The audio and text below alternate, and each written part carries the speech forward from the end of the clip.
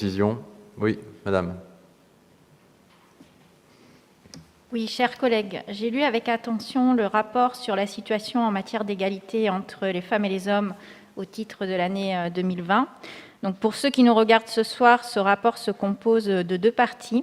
La première est un panorama général chiffré du taux de féminisation des employés de la ville.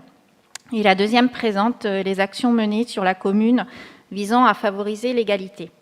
Je ne m'arrêterai pas sur la première partie chiffrée qui n'est qu'un simple constat, mais j'aimerais m'arrêter sur la deuxième partie, celle concernant les actions qui sont menées. Celle où on devrait s'enthousiasmer face à un réel engagement, face à des actions ambitieuses et novatrices, répondant aux besoins des habitantes de cette ville qui, sur les 12 derniers mois, ont été bouleversées par le Covid. Les données 2020 du ministère chargé de l'égalité entre les femmes et les hommes, de la diversité et de l'égalité des chances, incluant donc l'impact de la crise sanitaire, indiquent que les violences intrafamiliales et conjugales ont augmenté. Juste pour donner quelques chiffres, les appels pour signaler des violences conjugales faits au 3919 ont triplé entre mars et juin 2020, comparé à la même période de l'année précédente. Et les interventions des forces de l'ordre dans la sphère familiale ont augmenté de 42%. Ces données mettent en exergue une année qui ne nous aura épargnés sous aucun point de vue.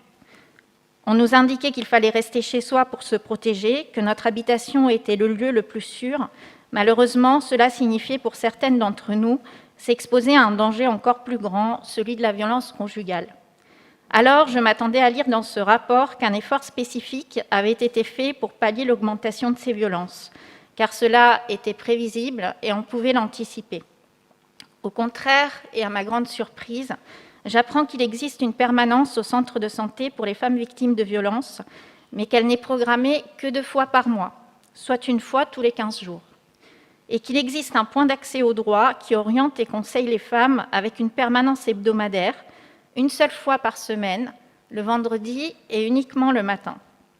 Il me semble que dans une ville comme la nôtre, on pourrait faire beaucoup plus. Quand une femme victime de violence se décide à aller demander de l'aide, on ne peut pas lui proposer un rendez-vous 15 jours après. C'est un accueil qui doit être proposé de façon beaucoup plus régulière, voire quotidienne. Car quand on est victime de violence, la reconstruction est longue et complexe. Aussi, à la page 14 de ce rapport, il y a une phrase qui, pour être tout à fait sincère avec vous, m'a choquée, et c'est la suivante.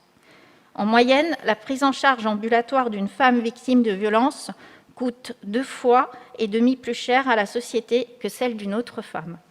En lisant cela, je me suis demandé au contraire combien coûte à la société un homme violent, car c'est plutôt à lui qu'il faudrait imputer ce coût et non pas à la femme victime. Ne donnons pas l'impression, avec cette affirmation assez inopportune, qu'il faille justifier la lutte contre les violences faites aux femmes par son incidence sur l'économie du pays. Et pour conclure, ce rapport manque à mon sens d'ambition.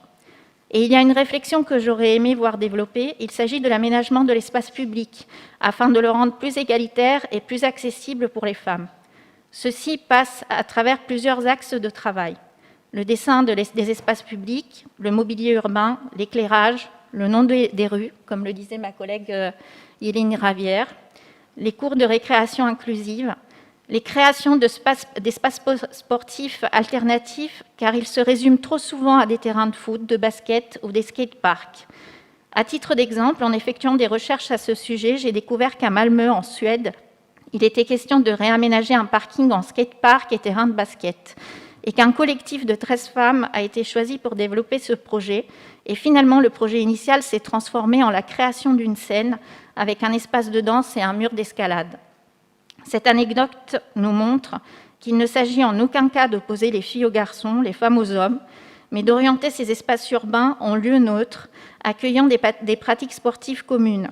Et je regrette que lorsqu'il s'agit de rénover un terrain sportif dans un parc de la ville, on ne se pose pas la question de pouvoir le modifier ou l'ouvrir vers d'autres pratiques. Je vous remercie pour votre attention, chers collègues de la majorité et de l'opposition, et je souhaite vous faire part de mon souhait de pouvoir participer à une réflexion autour des axes mentionnés dans mon intervention.